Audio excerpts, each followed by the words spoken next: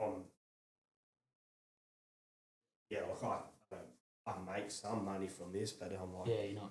I'll put 10 grand in and I haven't even got to get that back. Yeah, like I don't know, yeah. you know. Yeah. So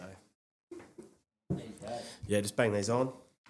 You can just adjust them to wherever you want. Yeah. And then, if you talk, you'll see it like this. If you talk like this, it sounds like shit. If you just keep it right in front, and that's when it sounds the best. Just like up close like that. Yeah, perfect. Yeah. Up close, yeah. And then I use AI editing, mate, so it sort of evens it all out. You off? Right. Cheers, King. I'll be by the time. Okay. Yeah. Well, you're coming back late. Yeah, I'm just going to go over dinner. Come back. Fix my fucked race car. Trevor reckons he's coming over tonight. Yeah. Wow, he washed that thing. That's all he does. Mm. Right. Yeah, if you need to pause it, we can pause it. Like it's all, it's all pretty Easy steady. as.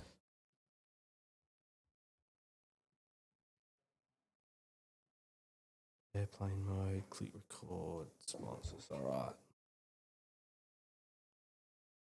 What's this? Episode 11? Fuck, you're getting through them, eh? Yeah, just sort of once or twice a week.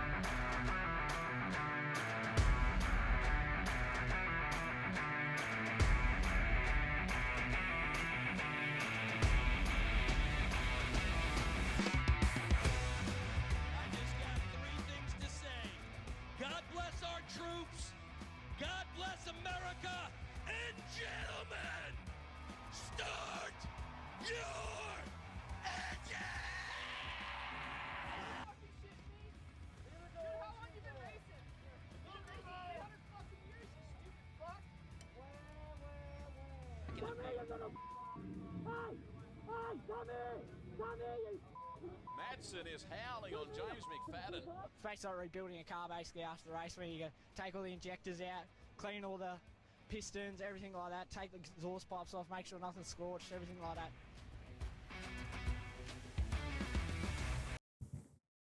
Hello, everyone, and welcome to episode 10 of the work area. I keep on forgetting to do this, so I'm just going to crank the sponsors out first, and there's obviously a read at the end. But yeah, BKB Plumbing and Gas, Brody and Kelly up in Karratha, thanks them. The Knife Merchant, Reggie and Anna, RBS Project Solutions, MATLAB, Trav Armstrong, and TPE Group with Chris Clark. Thanks to those guys. They obviously help us get this thing up and going. Special guests in the studio. First little time we're going to be running a camera so we can bang that up on YouTube. So if you want to have a look up there, you can obviously see who the guest in, but I won't name him just yet, but you'll probably be able to figure it out. So his statistics or his resume is a 5-time WA wingless sprint champion. It looks like from the results, the worst ever finish was a second. Is that right? 2016 Maddington Toyota Sprint Car Series 6th overall. 2020 WA Speed Car Champ. 2021 WA Speed Car Champ. 2 other podiums in that. 2023 Victorian Speed Car Champ. 2023 South Australian Speed Car Champ. Night 1 of the 2024 Auscar Speed Car title. Won that one. And then, an unbelievable amount of wins in the wingless and the speed car. He's a human highlight reel. Owner of the best slide job in Australia, I reckon. If you haven't seen it, there's some videos from back in 2019. But I think I counted 2 passes, 2 slide jobs, and it was something like 9 cars. Pretty wild. Yeah, if you haven't guessed already, we got Tom Payet. How are you, mate? Good, mate. Good. Thanks for having us. Nah, wicked to have you on, mate. I'm actually stoked to have you on. There's as soon as I started this thing, and the names that kept popping up were yourself and Rowie, which isn't sort of what I thought. I thought everyone would want the sprint car fellas in, but yeah, it was yourself and Rowie. So it's good to tick you 2 boys off. But mate, which one is your personal highlight so far? I don't know. It's been a wild ride, to be honest.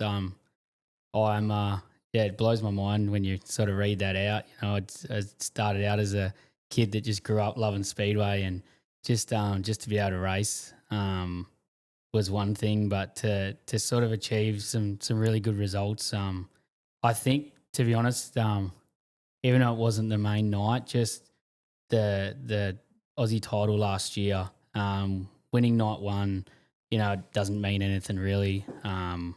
It's as in sort of for the weekend, but just to race against, just to know I had Logan Seavey in front of me and Justin Grant behind me. I'm still a race fan, and I watch those guys every weekend, and really, it blew my mind that we were sort of racing against them. And I threw a pretty nasty slider on Logan Seavey there, and probably, like I say, it didn't mean anything for the weekend, but for me personally, that was winning that race was probably one of the biggest highlights of my career. To get a photo on the podium with Logan Seavey and Justin Grant, and to be in the middle, that's definitely saving that for the pool room one day.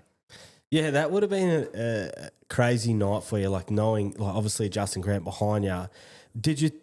Does it enter your mind for a second on that night, like just be happy where you are, or are you just like, let's fucking send it and try and throw this slider on him? Yeah, like I know it was to race with those guys. I know you've got to be super aggressive, but obviously being our home track and our home state, I know like I say, it was probably a pretty desperate move, and but for me personally, it was a sort of I guess we sort of struggled on the first night in my eyes a little bit, not car wise, not car speed wise, just me personally. I wasn't real confident. I sort of wanted to be in the top two on points, and so for me it was probably a bit of a, hey, like I'm still here, like I'm going to really have a crack at this. I know earlier on in the races, Justin Grant and I sort of had a little touch together, and it meant nothing, it was just a racing deal. But I just wanted to sort of make sure everyone sort of for my own sort of side, to make sure that I knew I had the confidence to put it to them. I fucking love that, mate. Going into night one with everyone there and you're thinking, I want to be top two in points. That's sick. Yeah, I'm going to go into all of that as we sort of get through this thing. But my next question is, what's the biggest claim to fame you have outside of Speedway? You do anything else? Haven't really done a lot, I've just been around Speedway my whole life.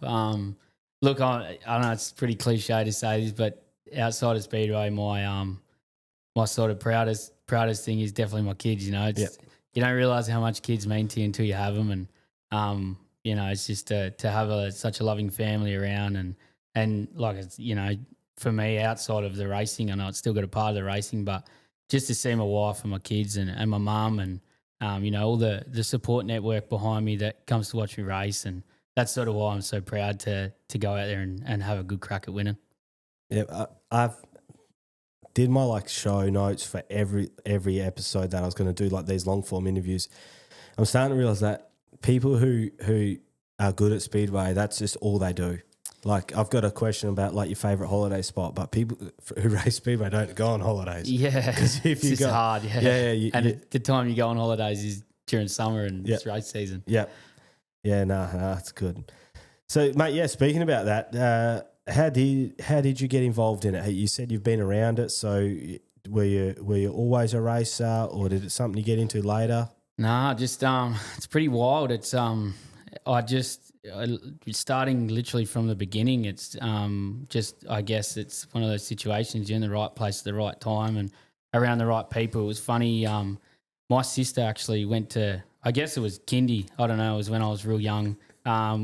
With a girl, Kate Walsh, and her father is Gary Walsh, and obviously they would become best friends when they were little kids. And Gary had a son, and around the same age as me, Tim, and we all just hit it off. And Gary was racing himself; he was racing a modified sedan then, and obviously my family, we were never really involved in Speedway. My mum used to go and when she was younger and stuff like that, but no one, just as a fan to Claremont, as sort of everyone was, but. Yeah, I can imagine I was probably 2 or 3 years old the first time I went to Claremont, and honestly just sort of took off from there. I loved it and never ever looked back. I went to sort of junior footy as I was growing up in kids, but we used to play on Sundays, and Allenbrook was every couple of Sundays. So Mum got sick of me pulling out of junior footy to go to Allenbrook to watch Gary and help out. So really it was, like I say, right place, right time. Gary was always involved in Speedway, and I guess growing up, not a sob story, but Gary was seriously like my old man growing up. So okay. I wasn't really that close with my dad growing up, and Gary sort of took me in, and we got to sort of with him being involved with a lot of sprint car teams, and sort of early days he was really involved with Peter Harvey, and they had Dean Jacobs over. I was probably 5 or 6, I reckon, when they first started doing World Series with Dean Jacobs, and Gary used to sort of talk to mum a bit and say, let me get him out of school and we could fly around Australia and go to World Series events. And Gary was part of the crew and working on I think he was driving the truck at the time for him. And so sort of growing up, like I say, I was just a mega fan and just extremely, extremely lucky. We never really single mum at home doing her best to support 2 kids. And, we actually lived in one of Gary and his wife at the time, Marie, they're one of their rentals, just they were helping us out, and it was straight over the back fence of Gary's place. So I had every excuse to just jump the back fence every night. But Gary actually put a gate in eventually for me just to walk through, and just sort of took off from there. What, and so like, did you eventuate into juniors or? Yeah, when I think it was probably my 10th, but I think it was my 10th birthday. Gary actually surprised me with a junior sedan. It was his daughter's originally, and he just kept it out the back for years. And his son started racing sort of probably 6 months before me, a junior sedan. And like I say, that's where it sort of took off. And we raced for, I reckon I'd probably say half a season. And to be honest, I think it was like as bad as it sounds. I think Gary was like, this is boring as shit watching juniors go around. And we weren't really doing that well. And, we were there having fun. I loved it and Gary loved it. But, we enjoyed going to watch sort of big events around Australia and sort of being a part of that. And like I say, just extremely lucky to sort of go to these events with Gary. So we sort of stopped racing juniors virtually straight away. And, I was lucky enough to sort of be able to go over and, I guess, scrape mud as a kid with Max Dumsney and a lot of those guys, and just through Gary, living a young Speedway kids fan dream, and then I think I raced probably when I was like 13, 14, just for a couple races just to qualify for a Australasian challenge they do. So 6 Kiwis come over here, 6 Kiwi kids come to Perth and race, and then if you supply them a car out of that 6, you actually get to go to New Zealand and race over there as well. So Gary and I jumped. Gary was, I was lucky enough Gary had a car still, so we jumped behind that and gave a car to the Kiwis, and then we got the opportunity to go over there and race. I think I was about 15 then. So but like I say, still after that we had no real aspirations of racing again. Gary did have a wingless at the time, but I was actually just pit crewing and running around, and I think I got to probably 18 years old, 17, 18, and Gary sort of gave me the opportunity to have a run at Allenbrook in the wingless. Actually destroyed the car in the first heat, and then we fixed it and went out second heat and stuck it in the fence again. So I thought this isn't going to last long. And then, later on that year, we actually, I think we won the wingless 50 lapper at Bunbury in the sort of first year. And Gary sort of thought like, shit, we might sort of have a crack here. So the following year, we sort of, freshened everything up and raced again, and we won our first state title. So it sort of just started from there. Yeah, it did snowball from there, mate, because 5, geez. Yeah. Mate, that's such a wicked thing to hear, the relationship you have with Gary and how much he did for you, mate. But what I was thinking about when you're saying it, how lucky are the kids now? Like, all they'll ever know is the motorplex. Like, yeah. I was a kid, I grew up in Newman, so I was at the Hillview Speedway, that's like a dirt pit. Then then I moved to Albany, and Albany's a great facility in that, but like there's kids that don't know anything other than the motorplex. Yeah, that's it. And, we sort of, I've been lucky enough to travel around Australia a bit racing and been to so many different tracks, and it just, honestly, even tracks that you see in the world, I honestly do not think there is a facility, but even the track, it's such a big track, but I don't know how Mikey and Gav do it every week, but there's like 2, 3, sometimes 4 different lines. If you're good enough, you can run wherever you want. Like on a night, I know it's sort of struggle. It's either looks like it's top or bottom sort of dominant, but if you're real good, you can come from the top to the bottom and drive off or do whatever you want. And that's not only in speed cars, that's anything, Yeah, that is true. It's week in, week out. It's almost the norm is a 2-lane track at least. And if they ever produce a shit track, it's 1 out of 10. Yeah. Where anywhere else you go, 9 out of 10, it's one line and it's pretty average. And even tyre wear for like the entry level classes, like the wingless and stuff, you can get 4 nights, 5 nights out of a set of tyres. Yeah. Like if the wingless go to like Collie or something, it might be 1 or 2 nights. Yeah. It makes it way more viable. It's the best facility in the world. Yeah. There's grass in the pits. Yeah. There's lights and power in the pits. Yeah. I'm not sure if people even realise that power is a luxury. Man, we've just done like the last 2 weekends over east, and you buy sort of 5 o'clock, your generators are out and cranking, and it's just it's another thing, and it's another cost as well to have a gen set, to have all this, to have that, to do all this. And I don't want to pump the crap out of Motorplex, but they do deserve it. Everywhere we raced, for how smoothly they run events and how professional it is, and over the last 2 weekends, it's funny, we've actually been talking about this to a lot of people.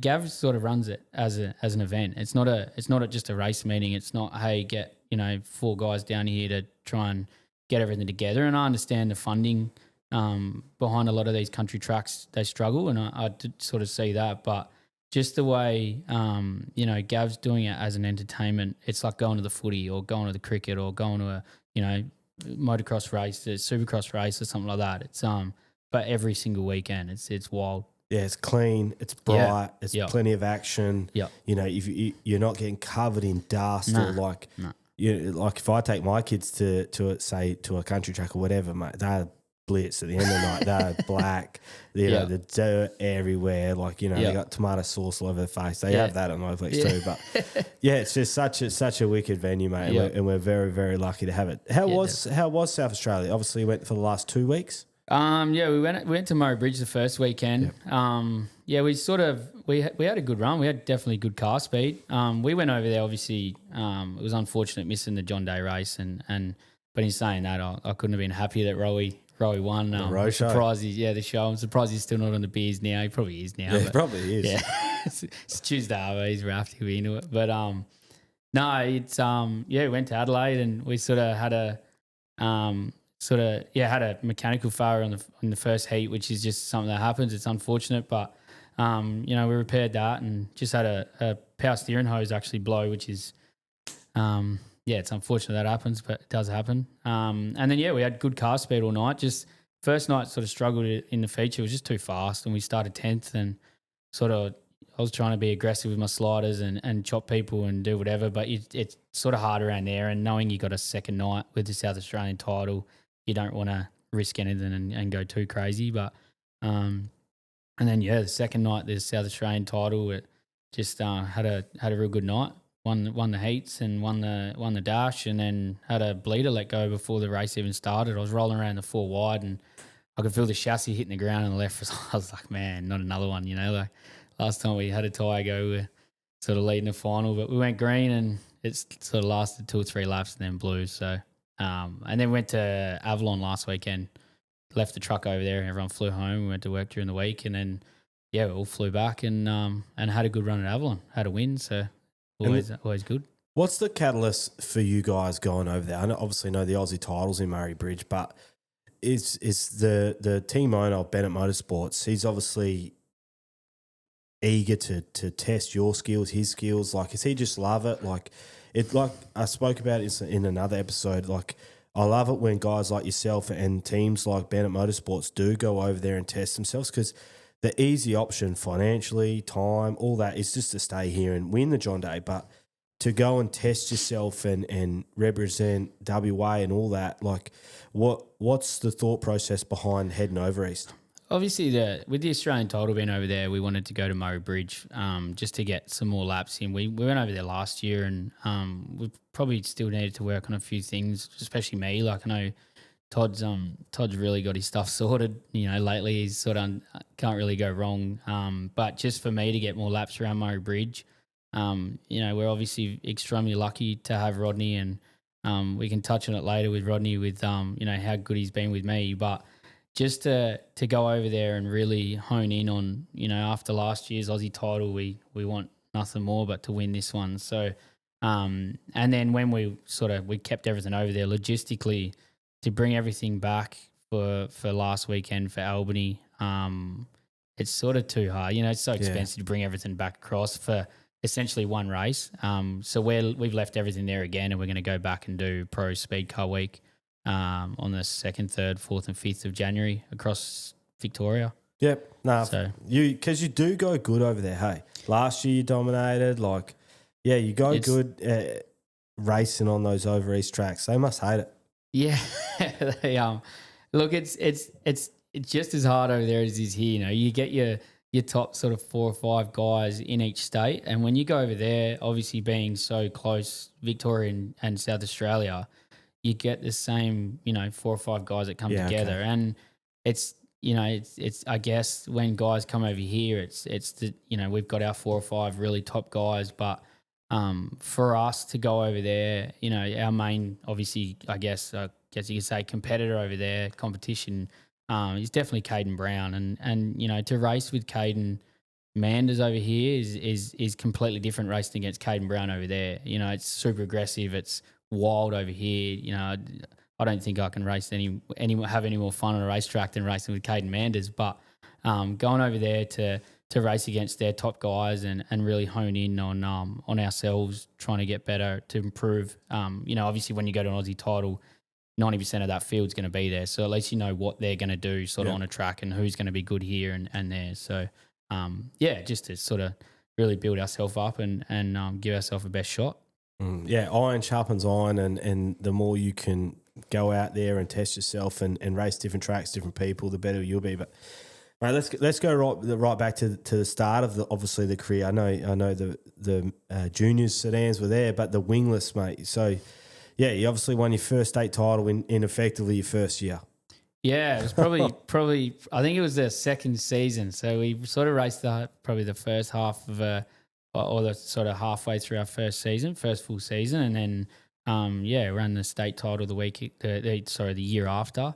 But it was just, you know, it was just a race wingless. So I thought that was all I was going to race, and I was over the moon. You know, like I said, I grew up being that little kid at the front of Motorplex. I was honestly jumping on the fence, waving flags around. So, you know, to be able to race anything and then jump into wingless and somehow win a state title, and it really sort of made me then go, shit, like I seriously want to concentrate on doing this, and you know, I'm not going to make anything else in a career with anything else. I don't know anything else. It's just full speedway. So had a really good few years, and you know, I know it means the world to Gary. To you know, it's like a father and son deal. It was just like magic racing with Gary every weekend. You know, we would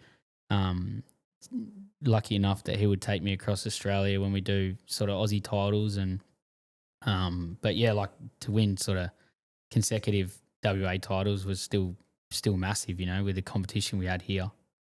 So when you went into that first one, do you remember what your expectations was? Is that what it was to win? Yeah, I think it was. It was at Allenbrook, and Allenbrook's probably one of my favorite tracks ever. Yeah. I just grew up going there every weekend. Yeah, okay. So, you know, I know the competition was big then. There was a lot of good guys, and but in all honesty, I didn't really expect to win it. I nearly blew the thing up after I won it. It was like I won an Aussie title. I remember pulling the belts off, and I pulled it up at the fence out the front of where my family was, and just held it on the limiter until it nearly blew up. We had to get the engine checked after, and Walsh is going, this thing's fucked. Yeah, right. So, it was cool, yeah. So Gary Walsh, is that GKR Transport that Yeah, so Yep, okay. Gary was the G in the G car. He got out a long time ago, and sort of when he did his own thing on the side as well, another transport business. But yeah, he's Gary, Kevin, and Reg are the three, and like I guess it's crazy that I was semi a part of not a part of that, but just to be around and see that. Just growing up, like I was in Jackar's yard all the time. We were doing this, we were with Smalley with this, we are doing that, going around Australia. And it wasn't until I sort of grew up and realised just how lucky I was to have someone like Gary there, And like I say, not only in Speedway but out of Speedway, just to have such a massive brand in Australia for a transport company. Like it's not a Joe Blow transport company. It's probably top 3 or 4 transport companies in Australia. And that's what I mean. Where I said at the start of this, it's the right place, right time with the right people. It was, it was pretty awesome. So you effectively just dominated the wingless scene over here. What happened at Aussie titles? You've never collected one, but you probably would have expected to win every one of them. Just luck. What was it? I think a lot of it coming to sort of me as a driver. I know a lot of people loved seeing it. I'm still now. I've calmed down a lot lately, but just super aggressive and throwing slide jobs. And man, like we were running top 3, top 4, top 5 at Aussie titles, and probably had a really good shot at winning it. And I would throw a slider and jump a wheel and end for end the thing, or end up in hospital, or just get to Aussie titles and just it wasn't even pressure. Like it was just pressure on myself, but just overdrive the thing, just immature. Just sort of being dumb and thinking that I should be winning it, sort of thing in my own mind. And like I say, just sort of stupid crap. And then we'd come home and we could win. So just piss myself off even more. So do you reckon with that sort of stuff, you personally, do you need to almost learn those lessons though? Yeah, big time.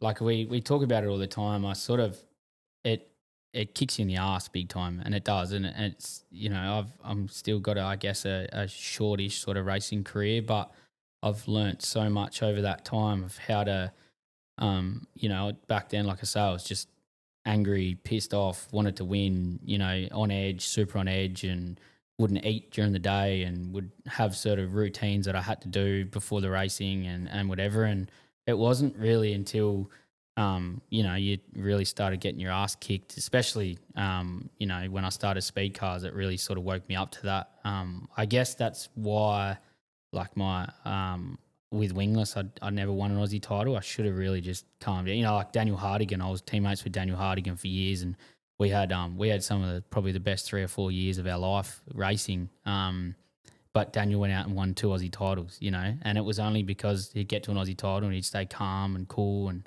collected, and realistically we should have run 1-2 at those titles, or I probably should have won 1 or 2 of them, but it was just that he could stay so calm and I was on edge ready to kill someone all weekend. So yeah, it takes time, but you sort of just have to learn to calm down, and it's taken a long time to do that.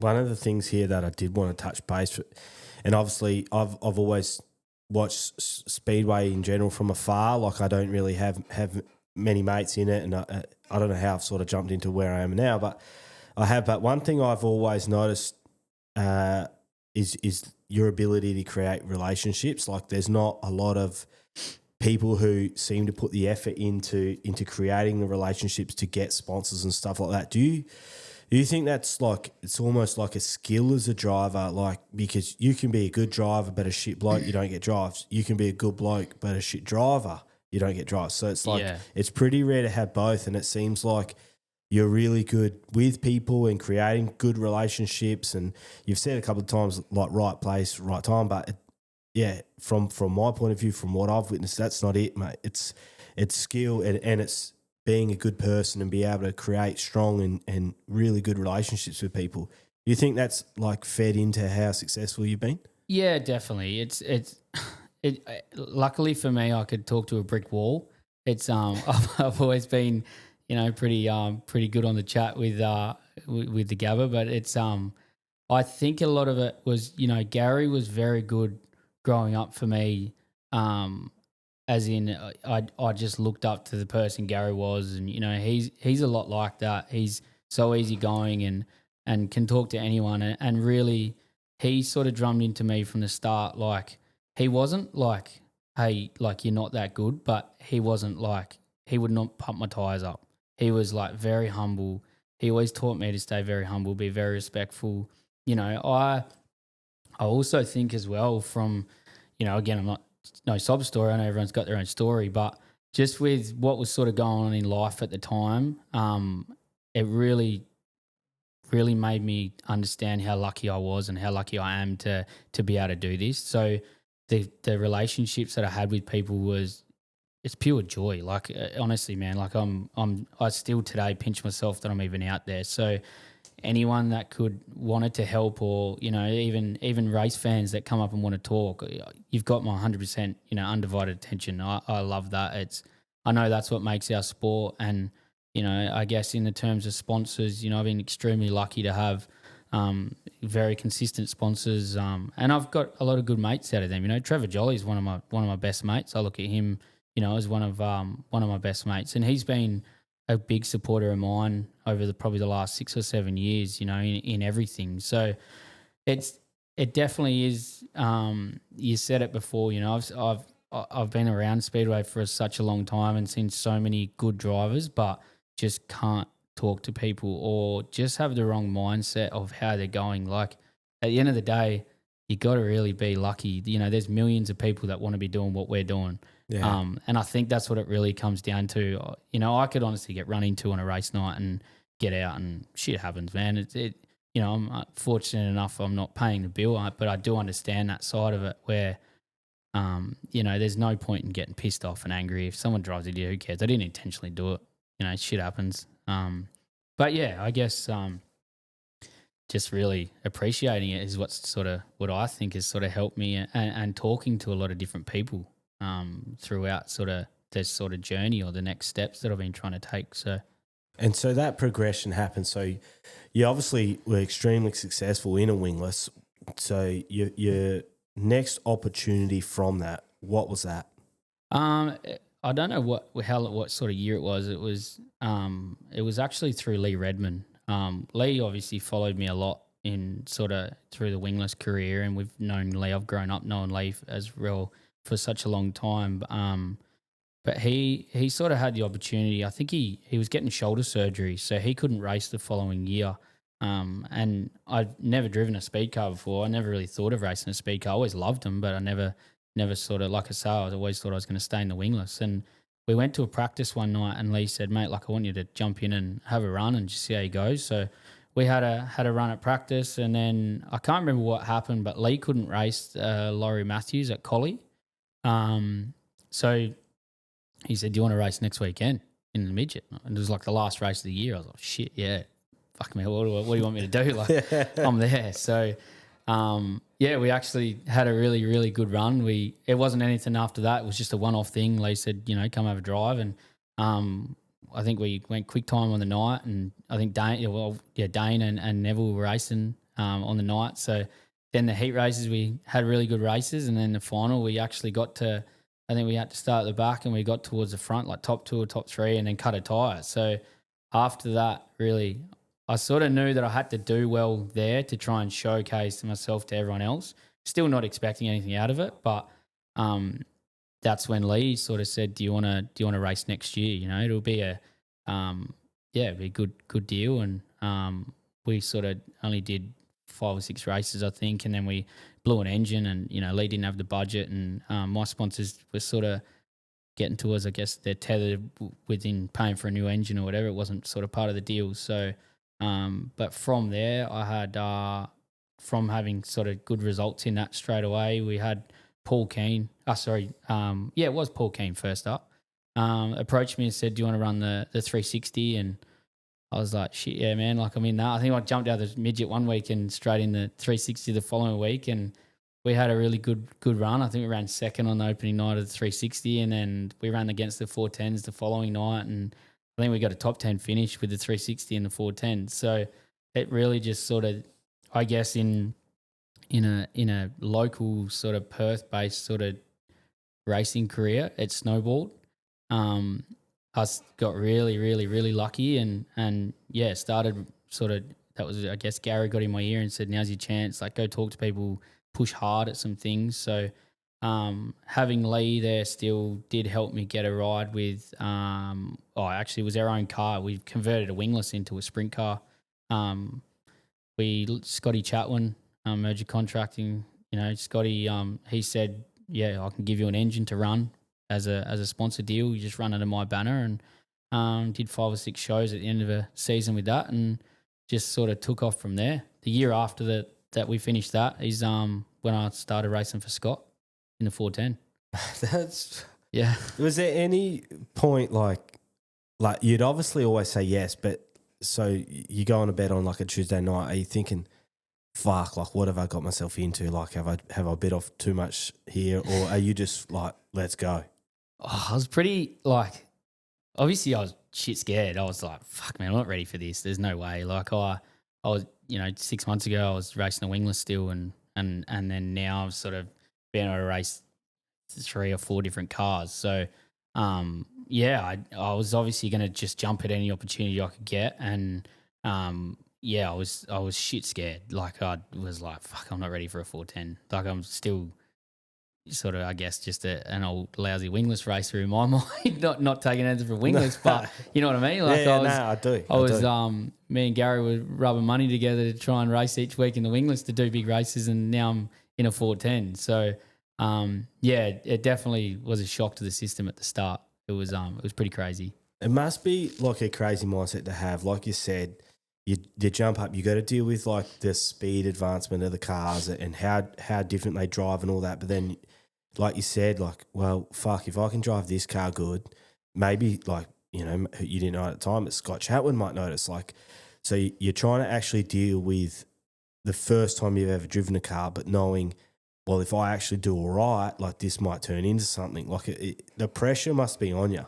Yeah, and I was always big on putting pressure on myself, as everyone is, every racer. But I just knew, not having a funding behind me, as in, Gary obviously was successful out of his business, but that was his money. He helped me with certain things, but I just knew I wasn't going to be able to go to someone and say, hey, I can bring 10, 15, 20 grand to run your car for the year. I didn't have that. Mm-hmm. I knew I sort of had to, I guess, try and just get results and be a good person and just be myself and have a crack. But I honestly did not expect anything to come out of anything. I just wanted to go out there and, like I say before, I was just pinching myself that I was able to do these things, and I thought, shit, just have a crack. Like, let's have a go. I've watched enough races. I can see what people try and do. I'll just try and do that.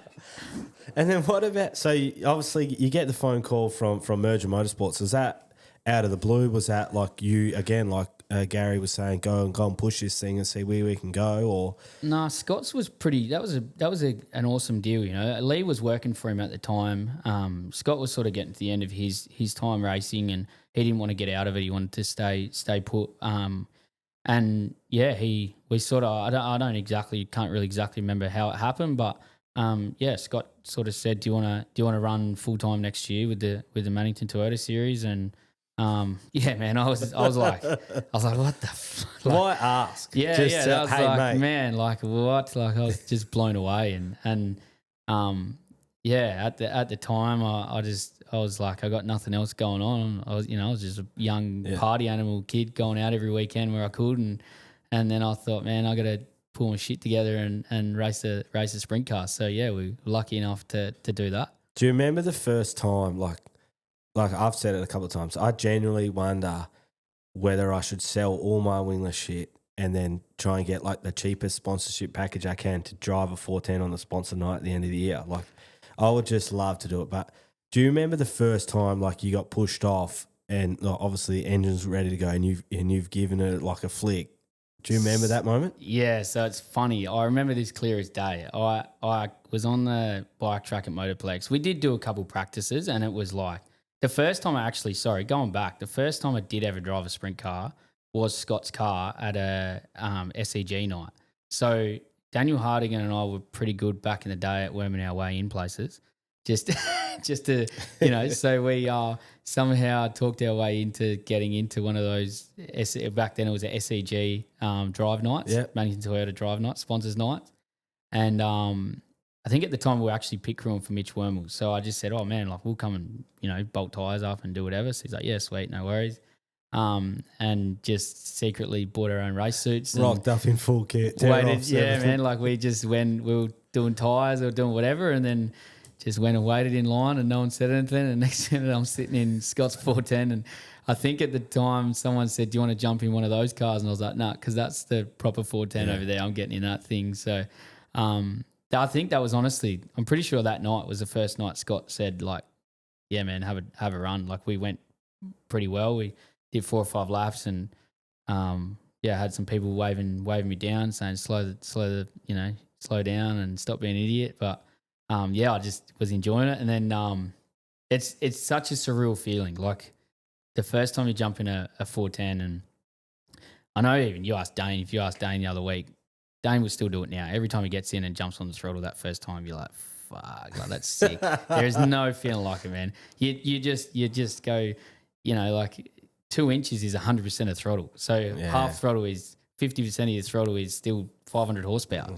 So you just go like a quick crack of the throttle, and you don't go anywhere. You just stand right up. It's a pretty crazy feeling. It is the best moment of the night, I reckon. In hot laps, and the boys like just start flicking it, and it's like, fuck. Oh man, even in the midget now, like it's as bad as it's like it's probably not good for drive lines and all that sort of shit, but who cares? It sounds good, it feels cool. It's it's sick. And then I spoke to Trav Armstrong about it, and he remembers the first night or night or two in the merger motorsport. So he said the first night in the merger, you ran second. Yeah, that was crazy, man.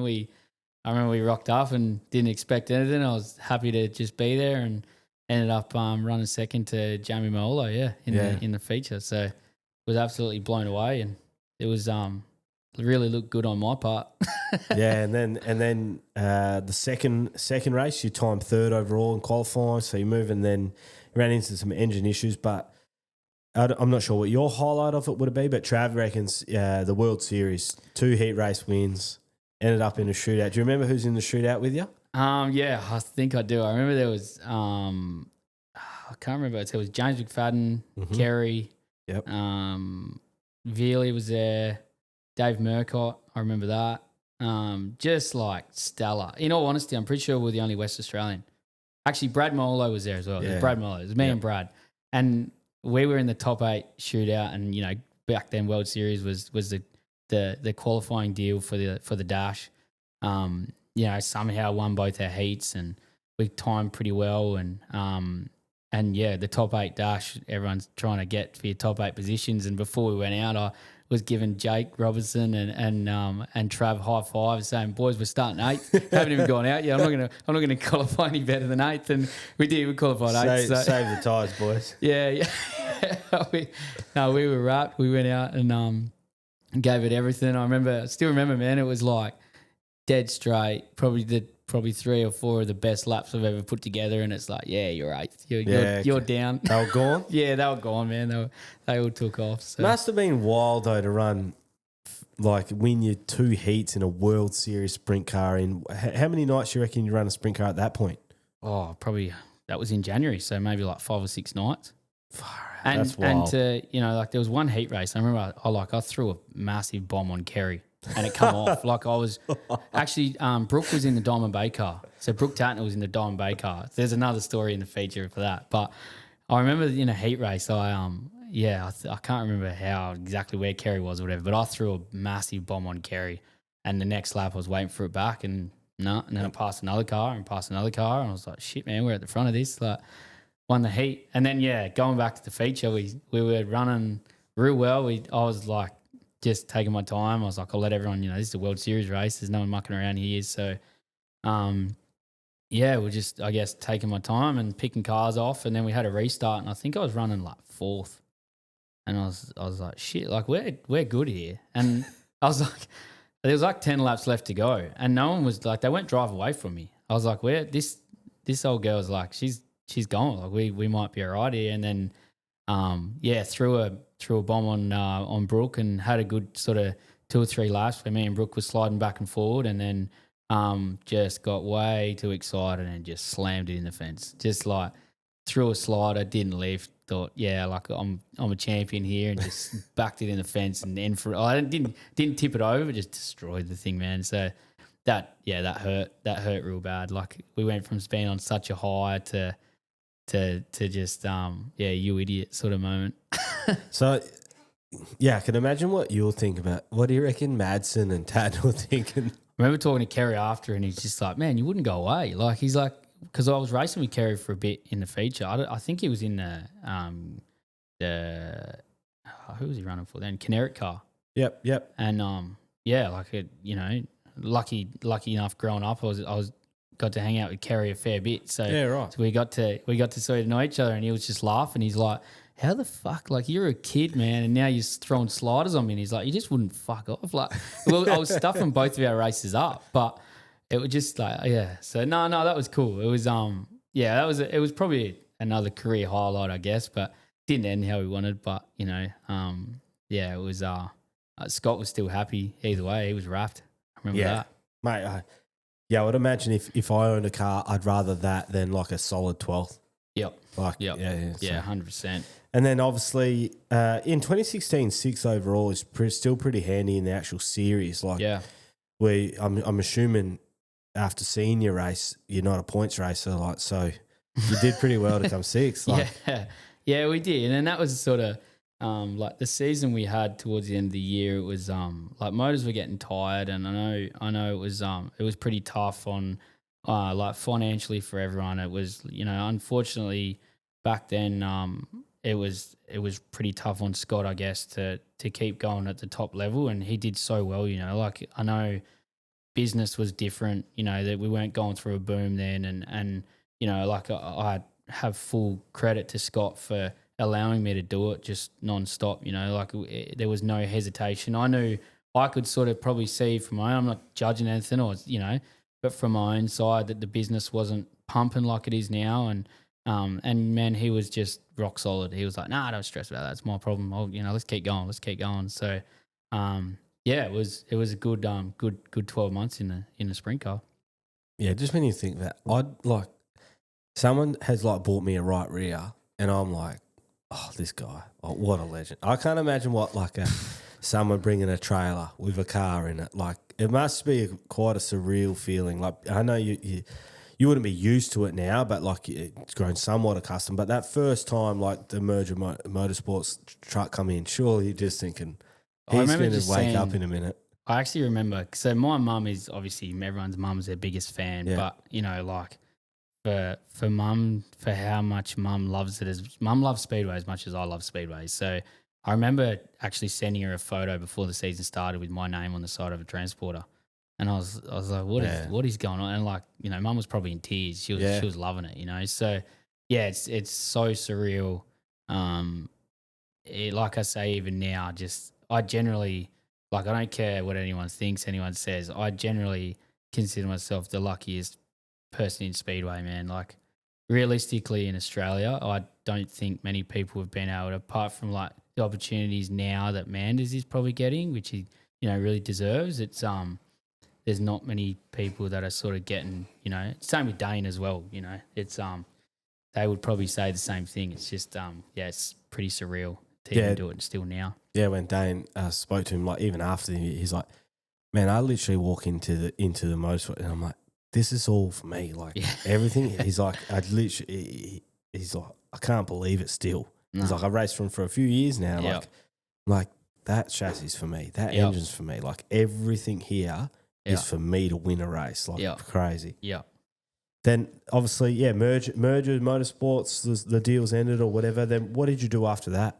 Yeah, so we got to the end of that year, and there was probably a bit of stuff. I was going through, I guess, a bit of personal stuff, and it was just so hard on me sort of to keep sort of doing the sprint car thing. I got a lot of flack over it from a lot of different people. Like they're saying you're walking away from a 410 deal, like where's your head at? But it was just I didn't have the confidence in myself by the end of the year. And I just wasn't enjoying it as much as I probably should have. And it just took that sort of like the shine away from it for me when I sort of realistically thought if I can step back into something, maybe not a wingless, but maybe a midget for a year to try and get my confidence back, to just sort of better my driving a bit more. I just it would probably help me get another sprint car ride. But end of that year, it was actually through the sprint car year I ended up racing Graham Jones midget at the Australian title, and man, to race someone like Graham Jones' car, it was like, it was a holy shit moment. I still remember that. I was at work. I was working on construction in the city, and I got a phone call from this random number. He said, "Hey mate, it's Graham Jones." And I was like, "Graham Jones? Fuck's Graham Jones?" Like, I knew who it was, but I was like, "What's he ringing me for?" Yeah. He's like, "Oh, I want to know if you want to run my car at a practice night or something." And I was like, "Yeah, man." Like, I was like, "When?" He's like, "Tonight." I was like, "Yeah, I'm there. I'll be straight from work." So, and then lucky enough to run the Aussie title in Graham Jones' car at Motorplex, and we had a really good run going. We were running third and catching the leaders, and I wasn't catching Dane. Dane was long gone. No one's touching him, but catching second, and tagged the wall with a lap car. Got sort of squeezed by a lap car and had nowhere to go, and that ruined that. But from that, obviously, I actually didn't know Rodney that well, or any of the boys. I knew Todd pretty well, but never really hung out with him or anything. But I knew at the end of that year, the end of the actual same season with the sprint car, it all finished here, but there was the Sydney 50 lapper, midget 50 lapper at Sydney at Parramatta. And I knew Rod Bennett had a car over there. So that was really one of the first times where I was like, I don't care I don't care what he thinks. I'm just going to ring him and ask. He's just going to say no. But I rang him and said, "Hey man, like, I'm free and I know you got a car over there and you don't have a driver. Do you mind if I come over and run your car for you?" Booked some flights and away I went. And he was just receptive. He's sweet. He said straight away, he's like, we saw you at the Aussie title, and I was pretty happy. And he spoke to Todd and Adam, and back then I didn't really have a clue too much who Todd and Adam were, but even Rodney, we knew each other, but it was a, "Hey mate, how you going?" sort of deal. Okay. And then went to Sydney and probably raced the worst 2 weekends of my entire racing career. Like, it was only until the last night. It was 4 nights of racing. Never raced for Rodney, never really seen their car before, never had a good look at it or anything. Got him for hot laps at Parramatta, never raced at Parramatta, but had sort of some expectations on myself and thought I'm really going to impress these guys this weekend to try and get a ride with them, and went out in hot laps and dead set, got the green flag down the main straight, come off turn 4, put my boot into it, went into turn 1, spun it out, got crashed into, tore a front end up. I was like, man, like, what are you up to? So went in, fixed it. Rodney's going, "You're right, mate. Don't worry about it. We'll get another one." So we put another front end in, and away we went again. And during that night, I reckon I spun out like 2 or 3 times. I think over the two weekends, I literally spun out. Well, we still take the piss out of me for it now, but spun out like 7 times over the 2 weekends. I had no idea. I didn't know what I was doing. And then the final night of the 50 lapper, like, I was starting like middle of the C main or something. I think there was like 10 cars in the C, but I was probably the middle of the C. Won that, and come from the back of the B and won that, and then come from the back of the A and ran 4th at the 50 lapper, which is back then was the biggest. It was bigger than the Aussie title to me. Yeah, right. It was massive. If not big, it was on par, with the Aussie title. So, that sort of turned everything around. Just that one event. And were you overdriving because of the pressure and what it meant for you the next year? So what happened that final night? Just don't know. Pressure creates diamonds. Yeah, I knew. I was like, literally, it's my last chance. I was like, pull your head in, just slow down a bit, I guess. And I wasn't comfortable at all, and sort of new people, new surroundings, new track. And I just sort of pulled my finger out and really honed in and had a really, really good end to the night. It was good, and that sort of set us up for the year. But funnily enough, Rodney said to me for the following year, so the following season, we sort of agreed I was going to come race for him full time, and just blown away with the opportunity. And I've had some, like I say, my good sponsors and good mates. Trevor Jolly was more than happy to jump on board with that straight away, and United Fork Solutions, they've been a huge of mine. But so for me to say to Rodney, I got some sponsors I can bring on board. He was he was over the moon. So we sort of agreed to race 1 year, and he was going to sell everything up at the end of that year, and that was going to be him done. And I think we're going on like our 6th or 7th season. Too good. Yeah. That's awesome. Because it is true. Like I spoke about with the relationships, like the United Forklifts. Like I don't know who that is. I obviously know who Trevor Jolly is, but like they are regular features on your cars. You know what I mean? And the sponsorship side of things becomes synonymous. Like you've recognised brands like that, GKR Transport. Like I know them because they're always on your car when you're wingless. And I'm not even at Speedway. I'm just looking at photos and watching it online. And I think maybe you have there's a black and yellow Trevor Jolly, Jolly Good Oil Electrics you run up in Darwin. Yeah. I think that's probably one of the sickest speed cars I've seen with the look of it. Yeah.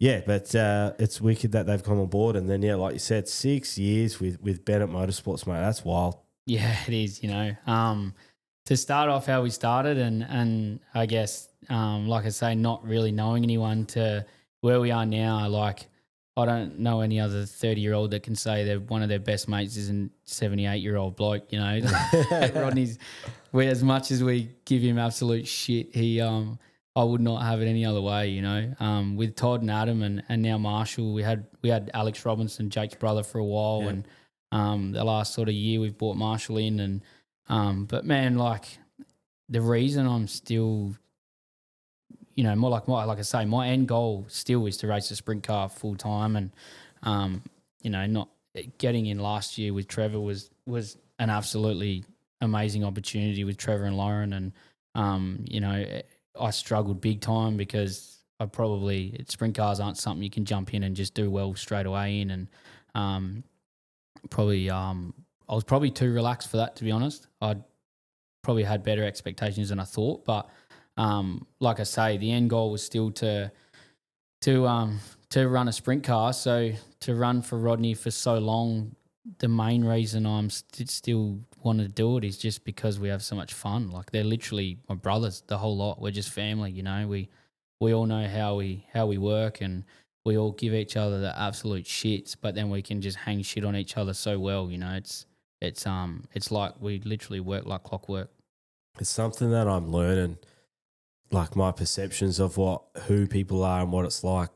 Like I spoke about how I thought like Cricky Motorsports was from the outside looking in like the most professional team there is, and then I spoke to Ryan Cricky and he was like, oh, like maybe like proud to hear that, but he's like, but it also blew my mind that that's what people think. I was thinking, what do you mean? Like you're Cricky Motorsports? He's like, mate, we're just having beers, we're having fun, we just like our stuff to look good, and we like to win races. Like, but they're all just like a bunch of lads, and they're all pulling the piss out of this young fella. I can't remember his name, but he like crashed the car, putting it into the trailer. And they're just pushing it in. Like you just steer the wheel, and he's put it into the side of the trailer. Yeah. Everyone's just mates, and but I think that's the key ingredient, mate. You have to be there for the right reasons. You have to actually like each other. And one of the more odd things I've noticed is that the fake relationships I've witnessed, like people, want to do stuff because you might be able to offer me something later on. And it's like disingenuous in some point. That's a big part with us. Like,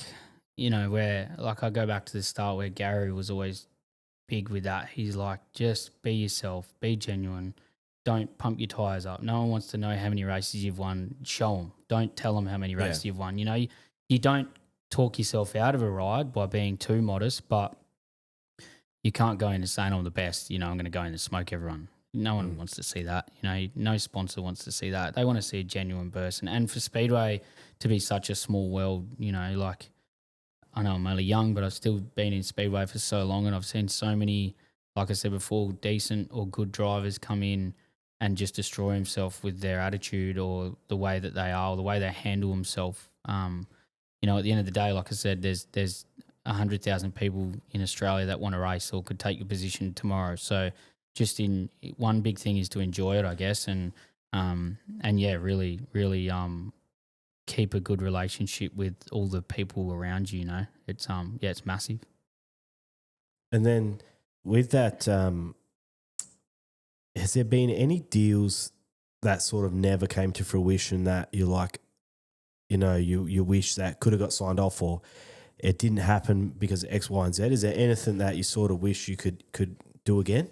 Yeah, there's been a couple. There was some good offers that like years ago there was an opportunity to go race for Gavin Allback through Mark Cooper for a 50 lapper. And while I was racing the sprint car, which, for me back then, I sort of thought, like, why do I need to go run away to something else while I've got this sprint car deal? But, I'm not saying that I missed out on anything, or it would have just been a cool deal to do, and who knows where it would have taken off. But in the end, man, I'm exactly where I want to be. I know I've still got some great opportunities that hopefully one day I want to try and chase and get. I'm not trying to put any pressure on, but one day I would love to race a sprint car for Trevor Jolly full time. Come on, Jolly, good. No, I just and look, to be honest, if situations were different, I think maybe you could have worked something out with Trev. But I'm just I really seriously want to win an Aussie title in a midget before I could try and move on to anything else. Well, and that's all in at Murray Bridge next year. Yep. The 2 weekends. So hopefully the only person I wouldn't mind losing to is the show, just because I want to see the state of him for the next week after it. Oh. To be fair, he's going to be cooked regardless. Oh man, he's honestly a one of a kind human. He's absolute bandit. Mate. I've known him for about 3.5 hours, and he's an absolute bandit. Yeah, one of a kind. Mate, just with that, what about I'll just go back to last year's Aussie title, the actual title night. Like, yeah, obviously I don't know you, but yeah, you're one of these same sort of pricks as Rowie that, like, you can't help but like you from your interviews and all that sort of stuff, and I wanted you to win. I don't know why. It's just that unknown characteristic that you have. Callum Williamson and you are sort of put in the same boat. Everyone loves them. They want them to win, and they just seem good people. But man, my heart broke. There was like a collective sigh when you had to eventually pull in from inside the car. Just what was the emotions? Yeah, it was. I was pretty surreal. Like when we first started, we obviously went green. I saw, like, I know it sucks and it's unfortunate the way that it happened, but when Logan Seavey pulled off, I thought, like, he's that good and that car is that good at the moment that he's going to be hard to beat. It's probably one of the first times where I counted everyone else out completely. Like, I thought that night, I'm good enough to beat Caden, I'm good enough to beat Justin Grant or, Dan Harding or whatever, but it was Seavey that was really going to be the hard one. So when he pulled out, I know it's unfortunate, but it really, in my mind, I thought, shit, man, like, I can honestly win this. So we went green, and I sort of just expected to roll the bottom for a couple laps and let everyone sort himself out. And then I still thought it was going to be top dominant. But yeah, felt so good on the bottom and got to lead straight away. And I probably got to like halfway through the race and like generally, like, realistically had a laugh in my mind. I was like, holy shit, I'm going to win an Aussie title in my own state. Like, this is unbelievable. I was rolling that, like, cruising that much. Like, I knew, like, I'm not, I know it sounds, people say this and, they're not in those shoes, but I was generally going 50%, 80%. I was like, this is cream. I've got so much left in the tank. If someone wants to show their nose, I'm gone. Yeah. I think there was one stage, there was probably 10, 15 laps in, I was like, I'm just going to go as hard as I can for a couple of laps just to see what it's going to do. And I pulled like a straight length on everyone. And I was like, fuck, man, we're going to win this for sure. And then I actually started to feel something going awry. I thought, something's going. I thought at first maybe a right rear bar went because the way the car was leaning over. I was like, it's not a tyre. Like, a tyre, you can feel the tyre, it vibrates and, it throws the car around, it rolls over a lot more. But, we had that yellow light, and that's when I realised, I was like, fuck, that tyre's gone. There's right rear tyre gone. So I generally just thought we'll go green and I'll just bury it and just see what happens. I'll just hang on until it fully lets go. I don't care. Like, it's an Aussie title. But yeah, it was a pretty, I know, pretty, everyone could see the emotion sort of thing after it. But at that time as well, I had my wife was sort of on the verge of going to hospital, having our second baby. I was on call that whole weekend, so we ended up having the baby on the Monday after the Aussie title. So it was it was, I think, a rush of emotions over the whole thing and being so close. And I generally in my mind thought, shit, man, like I'm still racing. My baby hasn't been born yet. I'm going to be able to do this race. I'm in my home state. My family's here. My friends are here. It's going to be so good for all of us with Rodney and Todd and Adam and Marshall and everything. And it just hit me like a brick wall, man. I was just like so angry. You would have felt like the cards have aligned. Yeah, and then, it did. And it's very rare at an Aussie title that happens. Yeah. Yeah. That's tough. Yeah, but, it took a couple of days. I didn't even take probably a few weeks, to be honest, to get over it. But, it hurt. But then again, I'm still racing, and I just sort of had to say, that's racing. I've seen a lot of other people do that with Aussie titles and big races. So, unfortunately, it's part of our sport. Yeah, it's tough though, because it sucked. It's like an AFL, like teams lose those grand finals, like, we'll have a go. To even get there is a massive thing. To be in that position again is not easy. No, I think as well, like, you put in so much time and effort, and leading up to that, obviously the couple of years before, so the season before when I broke my back, I generally... That's my next question. Yeah, I generally thought when that happened, because when I first did it, I thought I broke my ribs. But we'll go into that after. But I just I think the build up to all of it and that season, like my season back, that I was just gradually, when I first started, I was back to like square one again, and then we built a new car, we did all this. Rodney was just extremely like the best car owner you could ask for in that situation, did everything that we needed to do. So to build everything up like that and then just have something so stupid, like I've raced 10 years, 12 years now, whatever it is, and never, ever, ever blown a tyre. So to have it then, I was just like, are you kidding me? Yeah, that's no good. Yeah, so let's that's one of the last sort of general questions that I have. I think it was 18th of March 23 is when I've looked at it. So you've had a big dump at the Motorplex. Like, what happened with the crash? Just sort of went in. So I can go back further. The 2 weeks before that, we raced in Sydney, bought a car in Sydney and raced over there on the way home. And that was a New South Wales title. And crashed over there. I actually just hit a hole and flipped over, and I honestly thought I broke my collarbone. I never went and got it checked, so it was just like that painful. So the weekend after that, I was in real bad books. I actually got married. So I got married the weekend between Sydney and when I broke my back. So when I had to go, I sort of had to just keep it all quiet to myself.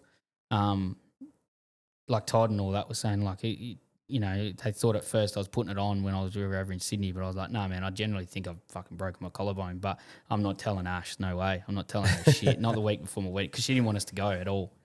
Okay. So anyway, got married, and then a week later we went to the Motorplex, and it wasn't that affected me, but it was still there. Like, I could still feel something there, and then, just probably overdrove a bit and overdrove and tried a move that I shouldn't have done, and just went over and thought at first I broke my ribs.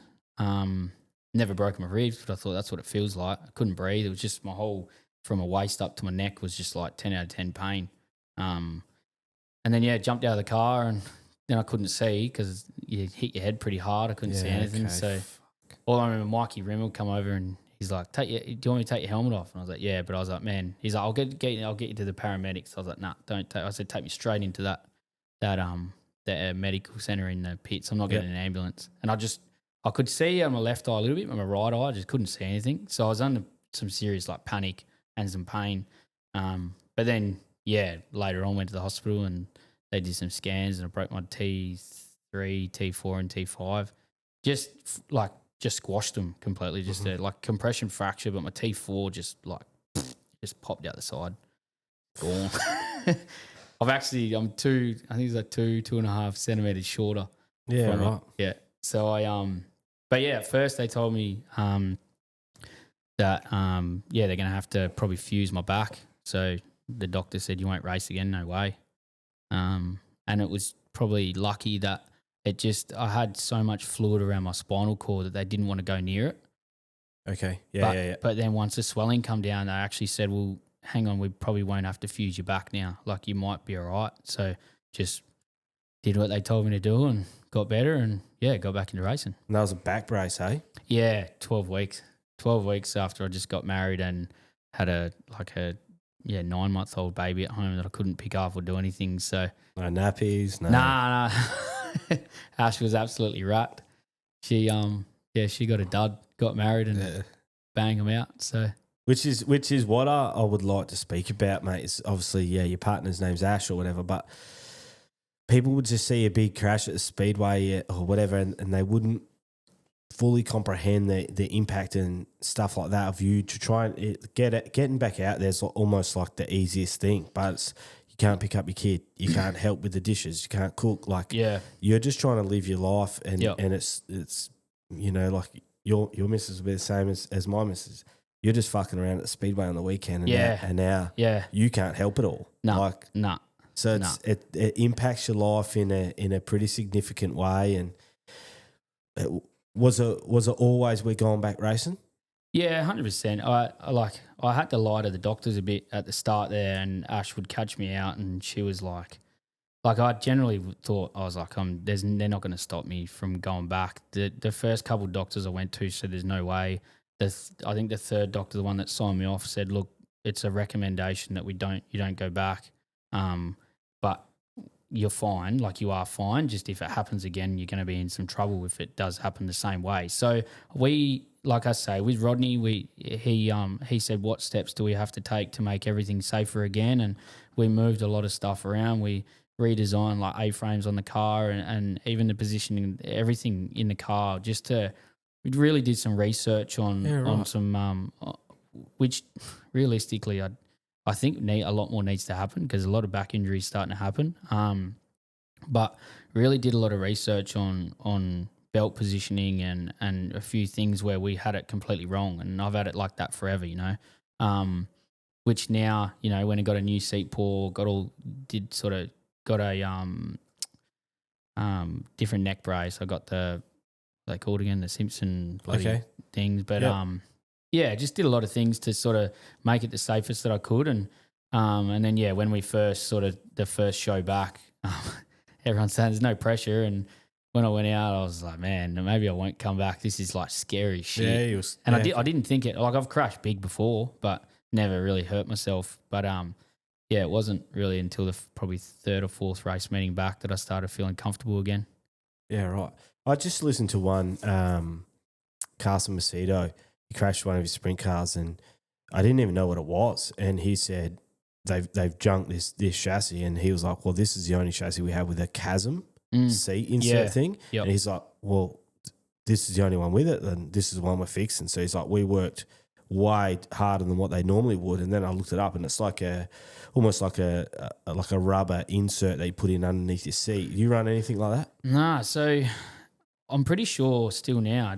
I might be wrong. I know at the start of the year you're still not allowed to run them, which I just don't understand it. I don't know if people are making like in Australia in speed cars, we can't. They're just not tested or whatever. But I don't see why they're not compulsory. They're not that expensive. I would love to chuck one in the car and run one. I know there's a little bit of work wise to put them in, but like it's another thing I've seen. Like, I did a lot of research on them from the start.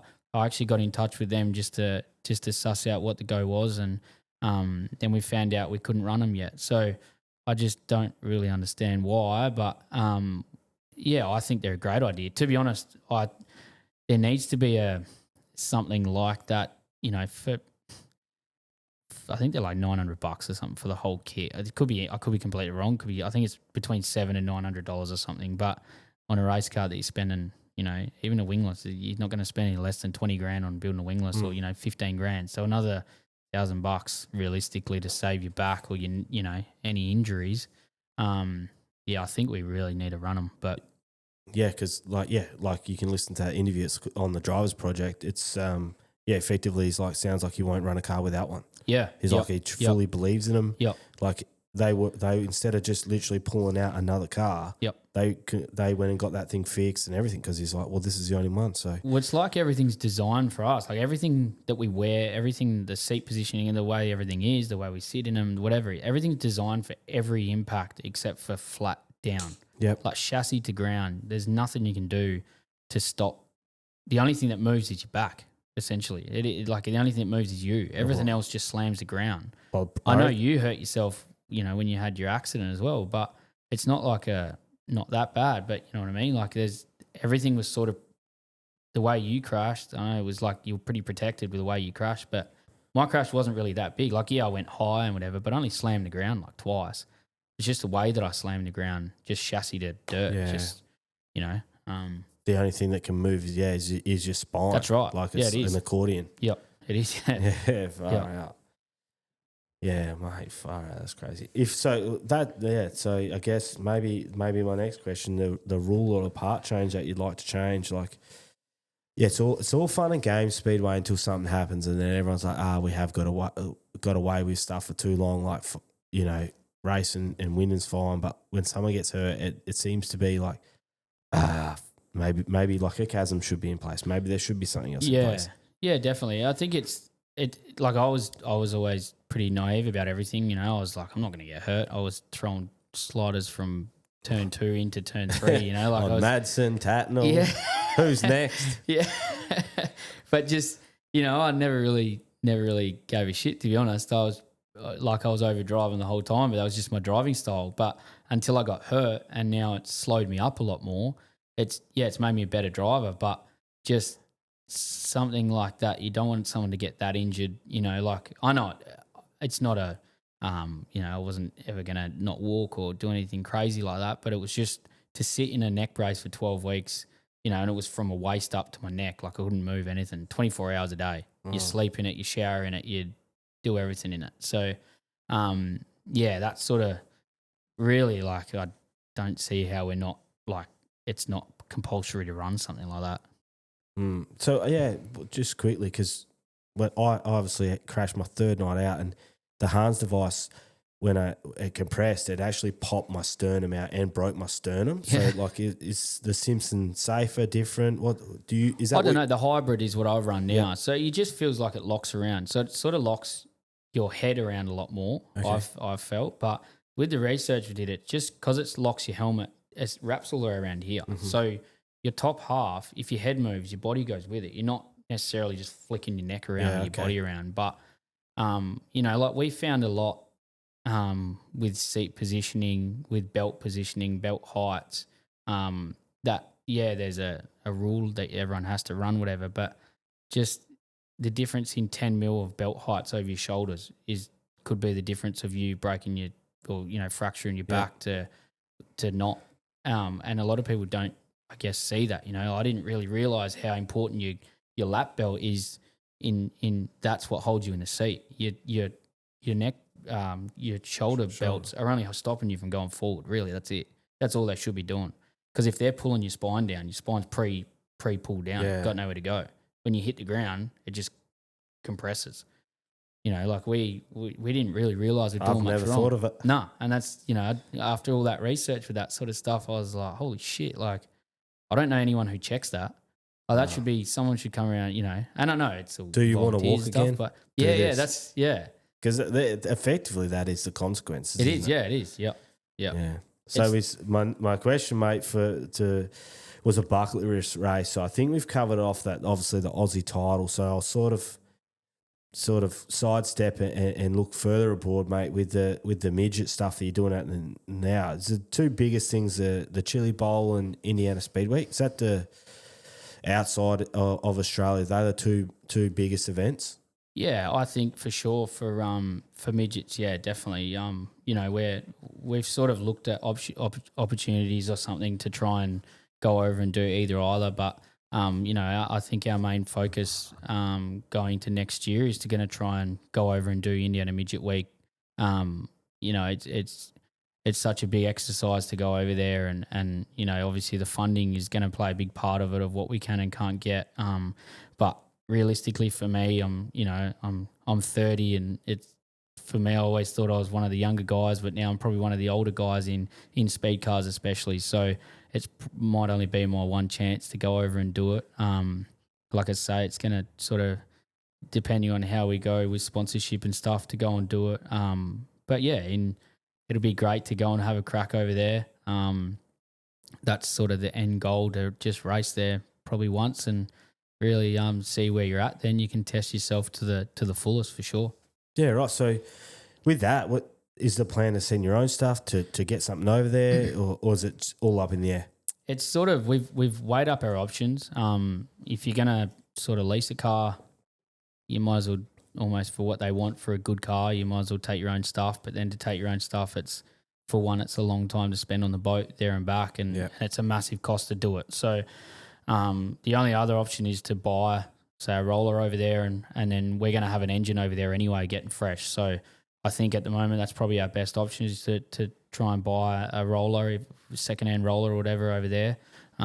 We take our engine and our shocks and my seat, and it's virtually our own car again. So I think that's our sort of goal at the moment. We're just starting to really try and hone in on putting some stuff together, and before it gets too late, and hopefully by probably end of January, when I have everything locked away with what we're doing, just to do those 7 or 8 nights of Indiana Midget Week.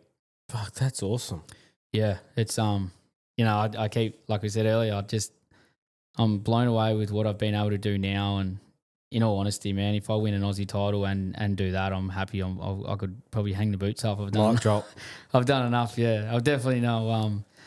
Yeah, I don't know. It's just I just thought I've come this far. I want to just have one crack at going over there, and I think this year is probably our best shot with the way that we've been going. And yeah, like I say, before it gets too hard and I get too old. So just with that, when you're saying we, who's we? When you're saying we, obviously, the whole Bennett Motorsport team. Okay, so so Rodney right behind you. Yeah, they're all want to Legends. do it. Yeah, they all want to do it. So, it's a huge financial exercise. Like, I'll be honest to tell you, it's probably like a $70,000 trip to go and do it with your own stuff. But Rodney's definitely happy to help out, but he doesn't want to wear the whole cost, which is fair enough. It's a very expensive exercise to go and do 8 races. But like I say, with them supporting me, with the way Todd and I are working together at the moment, and we have been, I wouldn't want to do it with anyone else than them guys with me as well. It's to go over there and just race there once is cool, but to do it with your own team from Little Perth in Australia is going to be full on. So, we're not expecting to go over there and do big things, but who knows? Yeah, well, wouldn't you, mate? Like, yeah, you've beaten the people that have won that sort of stuff. Like Logan Seavey's won a Chili Bowl. Like, he's won that Speed Week. Like, yeah, obviously, I don't know if you could expect to actually win, but like, you're not expecting to be main it. Like, No. Yeah, that's wicked. And like, I know what you mean, taking your own team over there. It's like the ultimate test. You know, like, to have your own car. Like Dane did it one year. He took his own midget. They, scraped everything they had together to do it. And not only for them, but for Australia, to represent Australia, I guess you can, I would go over there feeling like I'm representing Australia on and off the track, to promote our racing and just show that we are all really good guys that want to have a serious crack and not go over there and either tear it up or be arrogant or anything. You're going over there for the experience, and if you can get a result on the track and be a good guy off the track, I think you've had a win straight away. Oh, well, we've helped the Rose Show get over to the Murray Bridge. Just had some people that listen to the show and some of the sponsors that sponsor it. Just again, they just love these sort of people, and yeah, if we can help out, mate, I'll we sort of depleted the funds for this sort of month, but if we can, I'll really definitely try and just putting it on here as well. It's great. I'll definitely be keen to try and help you out and stuff like that, mate. But we'll do another episode or something like that, chapter 2, closer to it, and see if we can't work it out. But if you got any spare change, send us a message. Mate, so the best race that you've driven but didn't win is, I think we know the answer when we spoke about it. Yeah. Yep. Okay. Definitely the Aussie title. Yeah. And then, where do you want to be in 5 years? Like, what's your goal? Forget anyone listening. When you put your head down on the pillow at night, like, what do you want to achieve, or where do you want to be in the next 5 years? Because to be honest, I'm a little bit shocked. Not that you're 30 because you look old or anything like that, but like just because of how much you achieved, and I'm like, you're saying you're a bit old. I'm like, you might not even be halfway.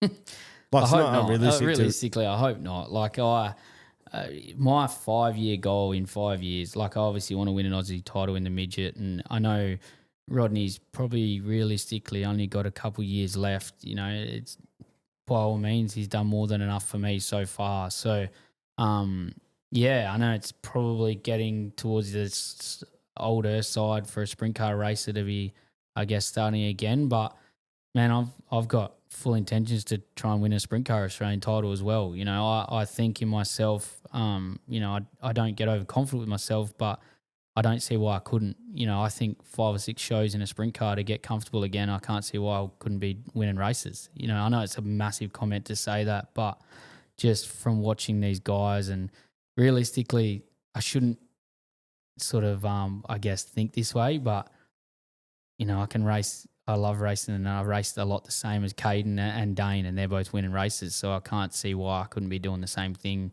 you know, with the right opportunity as well. So, Mate, you slide and Madsen and Tatnall, and you're running 4th in a World Series, and that's effectively potentially even better than an Aussie title in a sprint car, because obviously the speed cars allow internationals, but they don't, and that's as strong a field as you and people fully set themselves for that. Everyone comes out the woodwork when World Series was coming around. So mate, I look forward to it happening, because I think it's definitely on the card. And the last sort of thing that, you know, I just drive around in my truck and I think about questions. I even got like a hit list, so I write these questions down. But who's your favourite person to race?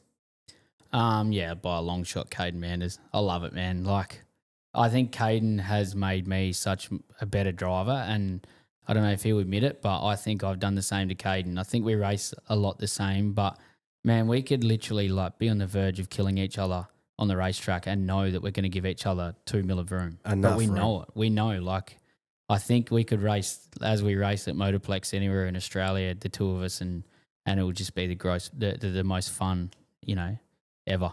I love it. It's a testament to both how you guys drive, but when I watch you guys race around that Motorplex, I almost feel sorry for third, particularly on a normal night, but it's almost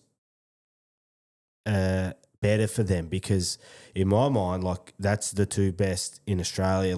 I'm sure someone could mix it up with you, but that is legitimately the pinnacle. So, you know, if you run third, or you actually put it to you guys, if you were running third or fourth, that's where we actually need to get to, rather than I don't know what South Australia or whatever's like, but if they might not know where they actually stand, but for the other speed car drivers, there's a bunny out in front to catch, and they know they can mix it up with you guys, then they're mixing it up with anyone. Yeah, definitely. And you know, I know you touched on it with Nick. The racing over here has definitely stepped up. Nick stepped up a lot. You know, Jake Robbo this year has stepped up through the roof. You know, Dan Golding, a lot of people sort of, I guess, count him out, but he's so fast, man. He's so good. It's racing against these guys every week in Perth helps when you go over east, because like I said to you, there's still the same, I guess, 4 or 5 guys over east that are really good, but no one races sort of like Manders, and it's helped me so much. By all means, he's probably I hate getting beat by him, but I also would rather him win over me, you know, if I didn't, you know. Yeah, so okay. It's sort of I think it is good for Nick and for Robbo, because at the moment, you know, the last 2 weekends they've just sort of done so well. It's actually, I'm proud to see how well they're doing. You know, they're 2 of my best mates as well. Yeah. I love racing with them, but I hope when I get back that they're just going to try and kick my ass too, because it'll really it'd be cool to race with them. We could. All right, mate, we're into our standard questions here, mate. We'll finish it up. I've actually got some fan questions after this as well. But, mate, your favourite holiday destination? I went to the Whit Sundays about a month ago. That was pretty cool. That was in Australia. That's definitely the best. Yeah. But you can't beat Bali, man. I love Bali. Yeah, I see that you did, mate. And you might be the first one that's actually said they have. I heard you say it before. You wouldn't eat or whatever. But is there any pre-race rituals that you have? Stuff that has to happen. I used to, but nah, not now. I'm just calm and cool and happy to be there. Yeah, right. Nothing like you don't have to go for a walk. Nothing, just rock up and rip the thing. Yeah, rock up and always every single time I get in the car, the boys laugh at me, but it's legit. I ask every single time, are the front wheels tight? Yeah. The last thing I want is the front wheel coming off. Yeah, fair enough too. That'd be fucked. Your favourite meal? What are you getting on your birthday dinner? What's the go-to? I love a good pizza. Yeah, okay. Yeah, you can't go wrong with What sort? margarita or pepperoni. You can't go wrong with them. Beautiful, mate. Yep. Favourite sport outside of Speedway? Footy. AFL? West Coast Eagles, mate. Oh, you're big. Through and through. Yeah. Oh, we'll be mate. back this year. I got something lined up here, I hope, and it's behind the scenes. I'm a diehard Harley Reid fan too. Who isn't, mate? I got something. Hopefully, got something lined up with one of the boys to get on and maybe come to the Speedway. We'll speak off air. Yeah, right. You might have a part to play in that actually. Right. And then your favourite driver to watch, obviously that you would be, and maybe it'd be hard to reflect on, but you would have went to the Speedways and there would have been, I don't know who it would have been, Michael Figlamini or whoever dominating, and they see larger than life, but that's you now. Yeah, that's what I mean. I still to this day, one of my favourite sort of drivers to look to on and off the track is Michael Pickens. I love Michael Pickens. He's good dude, man. He can drive anything. You know, I watch the way he races. He races so clean, so smart. He's so good when he goes to America. He's good when he comes here. He jumps in a different car every weekend. And I still, I know I race with him and sometimes beat him, but I still just look up to him on and off the track of what he's sort of like. So, yeah, I'd love to sort of one day be like him. Yeah, because I seen when I was looking up stuff, that's when I found out about this Indiana Speedway. He runs second. Yeah. That's the measuring stick where you know where you're he's right. Good. Yeah. He's real good. Yeah. So, right, and then, so I put out the fan questions. I thought it was just going to be all your mates just sending in stupid shit, and it was a lot of that. But for the first time, we've had some actual questions come in. So, I don't know if we're not R18 plus, we're maybe MA15 plus, but some of the R18 stuff's been left on the messages. But first one was from a young fella, I think you must know him, Seth Kershaw. He just wants to know, how do you like his videos that he makes of you at the Motorplex? Yeah, I love it. I know some people get all weird at putting cameras on their car, but it's the best. I'm all for it. I know, I love having little Seth down there. He's been a big fan of mine, so it's awesome now that he's he can give us a hand and put his cameras on, and I love it. I know he loves it, and we really enjoy having him there. Legend. And then Watson Racing Team, obviously you race against them. They flick in a couple of messages. I had them as well, but I thought I'd leave them to this. Just the transition from a wingless to a speed car, is it much? Is it? I still remember when I first got in, the easiest way I could explain it was they drive a lot the same, but everything happens 3 times faster in a midget in a speed car. You just realistically, they do drive a lot the same. Your turning points. I know the wingless, you can sometimes feel like you can have a cup of tea down the back straight at Motorplex, but they do the way you've got to enter, the way you got to drive, the way they roll around, the way they move. They still. Yeah, it's pretty similar to a speed car, to be honest. It blew my mind away. Well, and then I've heard some rumours of I'm not sure if you know them, but now you say the wingless and the cup of tea. Next year's the Aussie title for the wingless is here at the Motorplex. What are we thinking? I reckon Chad should kick Trav out and I'll race the 6. I think at the moment, if me and Walsh might work on something, but if that's not going to happen, Trav's been pretty slouched lately. I'm just going to hang shit on him. So. You reckon you're out there then? I think so. It'll all depend on how we're sort of going. I might have to. I don't think everyone knows about it, but I'm pretty sure I'm going to make a guest appearance in the Gary Walsh race this year in the 23. So okay, we'll just see how we go in that and go from there. But I'd definitely love to do it, mate. And then the Watson, the hardest class that you've driven. from the Watson Racing team again, there was 3 questions there. The hardest class that you've driven. It's sort of like between speed cars and sprint cars. Sprint cars are harder to win in, but speed cars, sprint cars are a lot harder to win in, obviously. The speed cars is a way to drive. They're a lot more, I guess. They're more physical. They're not as demanding as a sprint car, but you are working pretty hard in a midget, and you're on the edge of like death. It feels like sometimes you just, like I say, to a sprint car, you need to be very smooth, very smart, very, very flowing. When a midget, got to be super aggressive. So physically, you're sort of on the wheel a lot more in a midget, but the sprint car's demanding on the body. It feels like you run a marathon. And then their last question was just, they obviously have a little bit of an insight and see how well it works. But just speak about your relationship with, is it Todd Waddell? Yep. Is your crew chief of your car? Yep. They just how important it is and how well that relationship is. It's everything. Like honestly, I say it out loud. I think of Todd as my security blanket. I'd be so lost without Todd. It's going to be hard to not try and keep Todd with me forever. It's how we've gelled. Like I know even during the night, like I can say 3 or 4 different words to him with what the car's doing, and he knows like we just work so well together. Like on the weekend was the first time in a very long time that we've struggled with how to get a hold of the car, and it was probably half me, half him.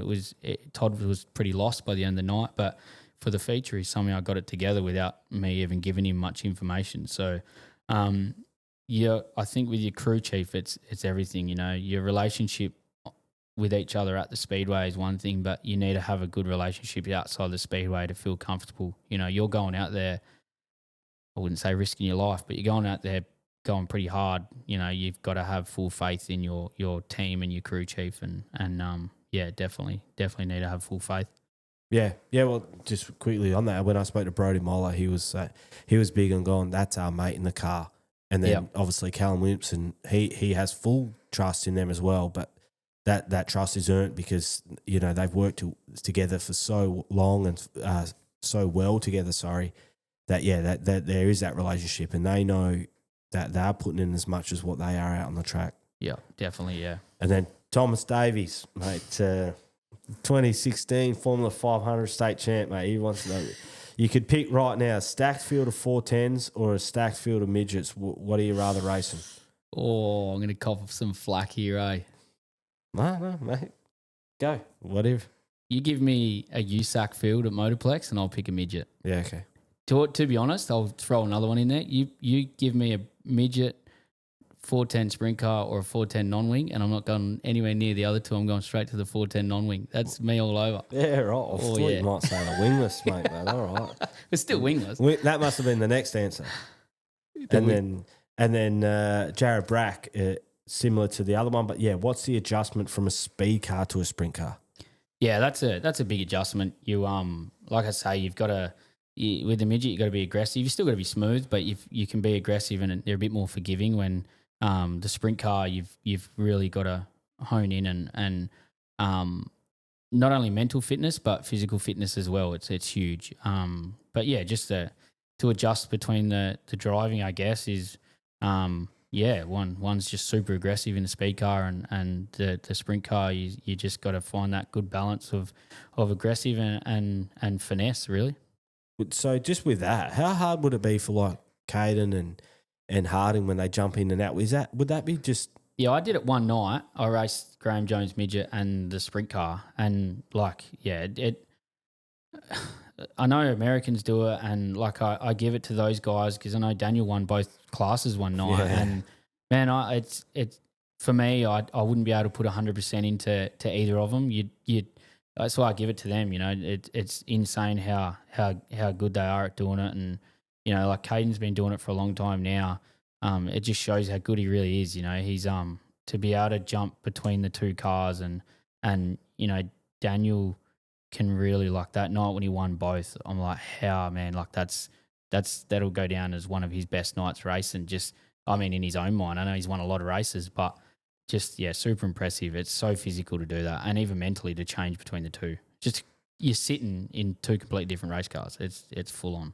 Yeah, well, mate. Yeah, so sweet, mate. So yeah, mate, we cracked out an hour and 40 minutes there.